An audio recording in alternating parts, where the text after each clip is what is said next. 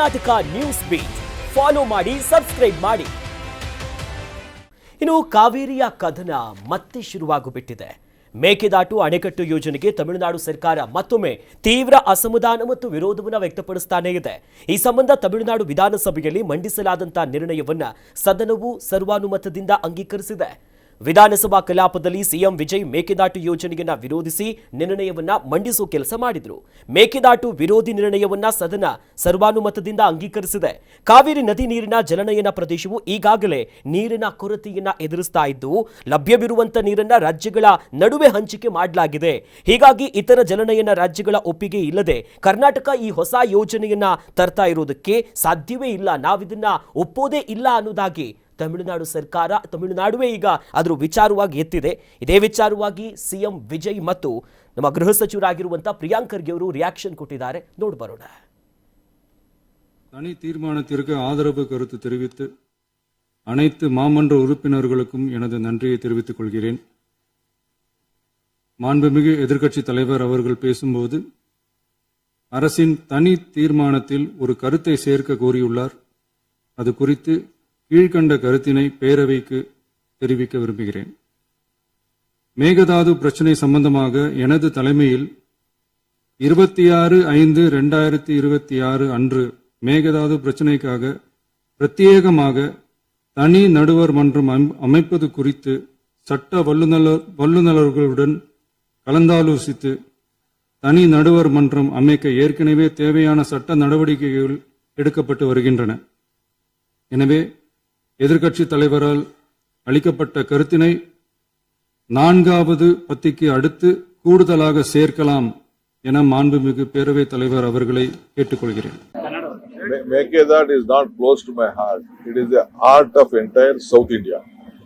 Mekedad is a project which helped Tamil Nadu more than Karnataka, because we are committed to leave 177 point whatever the TMC has been ordered by the Supreme Court and whatever is there, that we are committed to leave.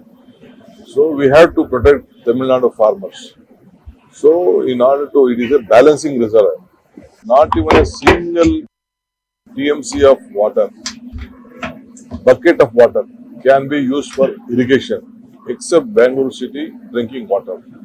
For Bangalore city, it is very much important because the population is growing very high. We can't bring water from Krishna. It is only the Kaveri source. So when the balancing reservoir is there, we can have this water. That's all. Apart from that, drinking water, there is no benefit. ನೋಡಿ, ಅವ್ರ ಹಿತಾಸಕ್ತಿನಲ್ಲಿ resolution pass ಮಾಡ್ಕೋತಾರೆ. ನಾವೇನ್ ಮಾಡ್ಬೇಕು, ನಾವು ಮಾಡ್ಬೇಕಲ್ಲ. Court order clear ಇದೆ. We are merely, ಈಗ ನಾವು ಅವ್ರ ಪಾಲಿನ ನೀರನ್ನ ನಾವು ಕಸ್ಕೋತಾ ಇದೀವಿ ಅಂದ್ರೆ ಅವರು ಏನಾದ್ರೂ ಏನು ಆಕ್ಷೇಪ ವ್ಯಕ್ತಪಡಿಸ್ಲಿ. ಎಕ್ಸಸ್ ಏನಿದೆ ಹೋಗ್ತಾ ಇದೆ, ಅದನ್ನ ನಾವು ಸಂಗ್ರಹಣೆ ಮಾಡಿ ನಮ್ಮ ಜನರಿಗೆ ಅನುಕೂಲ ಆಗಬೇಕು, ಬೆಂಗಳೂರಿಗೆ ಅನುಕೂಲ ಆಗಬೇಕು, ಅಲ್ಲಿ ಸ್ಥಳೀಯ ಜಿಲ್ಲೆಗಳಿಗೆ ಜನರಿಗೆ ಅನುಕೂಲ ಆಗ್ಬೇಕು ಅಂತ ಮಾಡ್ತಾ ಇರೋದು. ಅಂಡ್ ಕೋರ್ಟ್ ನಲ್ಲಿ ಕ್ಲಿಯರ್ ಆಗಿದೆ, ಯಾರಿಗೂ ಅನ್ಯಾಯ ಆಗ್ಲಾರ್ದಂಗೆ ನಾವು ನೋಡ್ಕೋತೀವಿ. ಮಾಡ್ಲಿ, ವಾಟ್ ಎವರ್ ಇಟ್ ಈಸ್. ನೋಡಿ, ನನ್ ಜವಾಬ್ದಾರಿ ಏನು? ನಮ್ಮ ರಾಜ್ಯದ ಹಿತಾಸಕ್ತಿ ಕಾಪಾಡೋದು. ಅವ್ರ ರಾಜ್ಯದ ಅದೇನಿದೆ ಆಗ್ಲೇ ಕೋರ್ಟ್ ಅಲ್ಲಿ ತೀರ್ಪು ಬಂದಿದೆ. ಇವ್ರು ಇನ್ನ ಏನ್ ಮುಂದೆ ಮಾಡ್ತಾರೆ, we are also ready for it. Mekedatu ಯೋಜನೆಯನ್ನ ವಿರೋಧ ಮಾಡೋದ್ರಲ್ಲಿ ಅಲ್ಲಿನ ರಾಜ್ಯಪಾಲರು, ಮುಖ್ಯಮಂತ್ರಿಗಳು ಅಧಿವೇಶನದಲ್ಲಿ, ಜೊತೆಲಿ DMK ಕೂಡ ನಾವು ಬರ್ತೀವಿ ಮೋದಿಯವ್ರ ಜೊತೆ ಅನ್ನೋದಾಗ ರೆಡಿ ಇದ್ದಾರೆ. ಆ ವೇಗ ನೋಡ್ತಿದ್ರೆ ಕರ್ನಾಟಕದಲ್ಲಿ ಇದನ್ನ ಯಶಸ್ವಿ ಮಾಡ್ಬೇಕನ್ನೋ ವೇಗ ಕಡಿಮೆ ಇದ್ದಂಗೆ ಕಾಣಿಸ್ತಿದೆ. ಇವರಿಗೆ ಇಚ್ಛಾಶಕ್ತಿ ಕೊರತೆ. ನಾವು ಮೊದಲಿಂದನೂ ಹೇಳ್ಕೊಂಡು ಬರ್ತೀವಿ, ನಮ್ಮಲ್ಲಿಯ ರಾಜಕಾರಣಿಗಳಿಗೆ ರಾಜಕೀಯವೇ ಮುಖ್ಯ. ಅವರಿಗೆ ನಾಡಿನ ಹಿತಾಸಕ್ತಿಗಿಂತ ನಾವು ಇಬ್ಬರು CMಗಳು ಮಾತಾಡೋದು ನೋಡಿದ್ವಿ. ಹೌದು, ಇಬ್ಬರಲ್ಲೂ ಆ ಪ್ರಾದೇಶಿಕತೆ ನೋಡ್ಬೋದು ನೀವು. ಹೌದು, ಒಬ್ಬರು ಪೂರ್ತಿ ತಮಿಳಲ್ಲೇ ಮಾತಾಡ್ತಾ ಇದ್ರು, ಪ್ರಾದೇಶಿಕತೆ ಎತ್ತಿ ಹಿಡಿತಾ ಇದ್ರು. ಇನ್ನೊಬ್ರು ಪೂರ್ತಿ ಇಂಗ್ಲೀಷಿಗೆ ಮಾತಾಡ್ತಾ ಇದ್ರು, ನಾವು ಆಂಗ್ಲಕ್ಕೆ ಮಾರ್ಕೊಂಡಿದೀವಿ ಅನ್ನೋ ರೀತಿಯಲ್ಲಿ ಮಾತಾಡ್ತಾ ಇದ್ರು. ನಮಗೆ ಏನು ಅನ್ಸುತ್ತೆ ಅಂದ್ರೆ, ಆ ಪ್ರಾದೇಶಿಕತೆಯನ್ನು ಕೂಡ ಅಲ್ಲಿಂದನೇ ಕಲ್ತ್ಕೊಂಡ್ಬರ್ಬೇಕು ಅಂತ.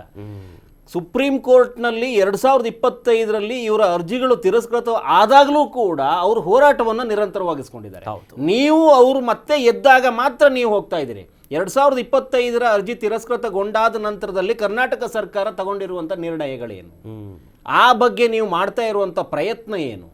ಅರ್ಜಿ ತಿರಸ್ಕೃತಗೊಂಡು 1 ವರ್ಷ ಆಗ್ತಾ ಬಂತು, ನೀವೀಗ ಅವ್ರು ಮತ್ತೆ ಎತ್ತಿದ್ದಾರೆ, ಮತ್ತೆ ಅವರು ಅಂಗೀಕಾರ ಮಾಡ್ಕೊಂಡು ಮುಂದಕ್ಕೆ ಹೋಗ್ತಾ ಇದ್ದಾರೆ ಅಂತ ಗೊತ್ತಾದ ಮೇಲ್ಗಡೆ ಅಥವಾ ಪ್ರಧಾನಿಗೆ ಪತ್ರ ಬರೆದಾದ್ಮೇಲೆ ಎಚ್ಚೆತ್ಕೋತಾ ಇದ್ರಿ. ಅಂದ್ರೆ ನಿಮಗೆ ವಿಷಯ ಬೇಕು ಬಿಟ್ರೆ ಆ ಯೋಜನೆ ಪರಿಪೂರ್ಣವಾಗಬೇಕು ಅನ್ನುವಂಥ ಕನಸು ಇದ್ದಂಗೆ ಇರಲಿಲ್ಲ ಅಂತ, ಅಥವಾ ಸಿದ್ದರಾಮಯ್ಯವ್ರ ಕಾಲದಲ್ಲಿ ಆಗಬೇಕು ಅನ್ನುವಂಥ ನಿಟ್ಟಲ್ಲಿ ನಿಮಗೆ ಮನಸ್ಸಿಲ್ಲದೆ ಇರಬಹುದು. ಹೌದು. ಸಿದ್ದರಾಮಯ್ಯವ್ರ ಕಾಲದಲ್ಲಿ ನನ್ನ ಕನಸು ಯೋಜನೆ ಅನುಷ್ಠಾನ ಆಗೋದು ಬೇಡ, ಬೇಡ.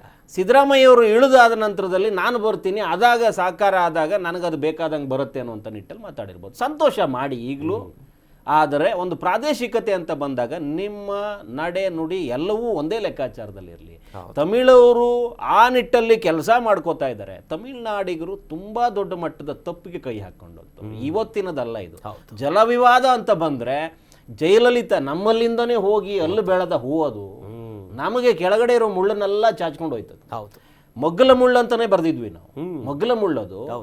ಆ ಲೇಡಿಯಿಂದಾಗಿ ಈ ಕಥೆ ಎಷ್ಟು ದೊಡ್ಡ ಮಟ್ಟಕ್ಕೆ ಕಾವೇರಿ ಕಣ್ಣೀರು ಹಾಕಿಬಿಟ್ಟಿದ್ರು ಅಂತಂದ್ರೆ, ನಾನು ಹುಟ್ಟಿದ ನಾಡಲ್ಲೇ ನನಗೆ ಈ ರೀತಿ ಆಗತ್ತಲ್ಲ ಅನ್ನುವಂಥ ನಿಟ್ಟಲ್ಲಿ ಕಾವೇರಿ ಕಣ್ಣೀರು ಹಾಕೊಂಡು ಕೂತ್ಕೊಂಡ್ಬಿಟ್ಟಿದ್ರು. ಅಷ್ಟು ಮಟ್ಟಕ್ಕೆ ರೋದನೆ ಕೊಟ್ಟಿರೋದು ಇದು ರಾಜಕೀಯ ಪ್ರೇರಿತ ಮತ್ತು ಅಸಮಂಜಸ ಇದು.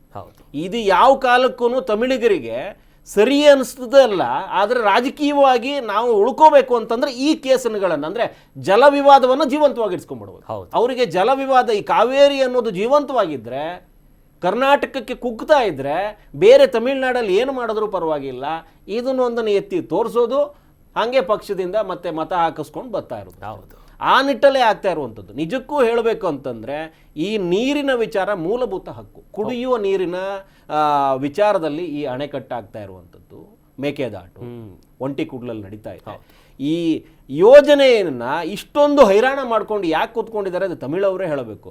ನಮ್ಮ ನಡುವೆ ಮೂಲಭೂತ ಹಕ್ಕಿಗಾಗಿ, ಅದರಲ್ಲೂ ಸುಪ್ರೀಂ ಕೋರ್ಟ್ ಆದೇಶದಂತೆ ನಿಮಗಿರುವಂಥ 177 TMC ನೀರನ್ನು ಬಿಟ್ಟ ನಂತರದಲ್ಲಿ ಮಳೆಗಾಲದಲ್ಲಿ ಹೆಚ್ಚುವರಿಯಾಗಿ ಹರಿದು ಸಮುದ್ರ ಸೇರುವ ನೀರನ್ನು, ಸಮುದ್ರ ಪಾಲಾಗುವಂಥ ನೀರನ್ನು ನಾವು ಉಳಿಸ್ಕೊಂಡು 4 ರಿಂದ 5 TMC ನೀರನ್ನು ಅದನ್ನು ಕುಡಿಯೋ ನೀರಾಗಿ ಅದನ್ನು ಪರಿವರ್ತಿಸ್ಕೊಂಡು ಬಳಸ್ಕೋತೀವಿ. ಬೆಂಗಳೂರಂಥ ನಗರಕ್ಕೆ ಒಂದು 400 ಮೆಗಾವ್ಯಾಟ್ ವಿದ್ಯುತ್ತನ್ನು ಬಳಸ್ಕೋತೀವಿ. ಅರೆ ಕುಡಿಯೋ ನೀರಿನ ಯೋಜನೆ ಅಂತ ಬಂದಾಗ ಸುಪ್ರೀಂ ಕೋರ್ಟ್ ಸ್ಪಷ್ಟವಾಗಿ ಹೇಳುತ್ತೆ, ಹೌದು, ಇದಕ್ಕೆ ತಡೆ ಹಿಡಿಬೇಡಿ ಅನ್ನೋದು ಮೂಲಭೂತ ಹಕ್ಕೋದು. ನಾವು ಕೇಳ್ತೀವಿ ನಮ್ಮಲ್ಲಿಯ ನೀರನ್ನ ಹೆಚ್ಚುವರಿಯಾಗಿ ನಾವು ಕೊಟ್ಟಾದ ನಂತರದಲ್ಲಿ ಉಳಿದಿರುವಂಥ ನೀರನ್ನು ಉಳಿಸ್ಕೋತೀವಿ ಅಂತಂದ್ರೆ ನೀವು ಅಡ್ಡ ಬರುವಂಥ ಪ್ರಯತ್ನನೇ ಇಲ್ಲ. ನೀವು ಮಾಡ್ತಾ ಇರೋದು ಈ ನಮ್ಮ ರಾಜ್ಯಗಳ ನಡುವಿನ ಸಹಬಾಳ್ವೆಗೆ ಕೊಳ್ಳಿ ಇಡ್ತಾ ಇದ್ರಿ. ಹೌದು.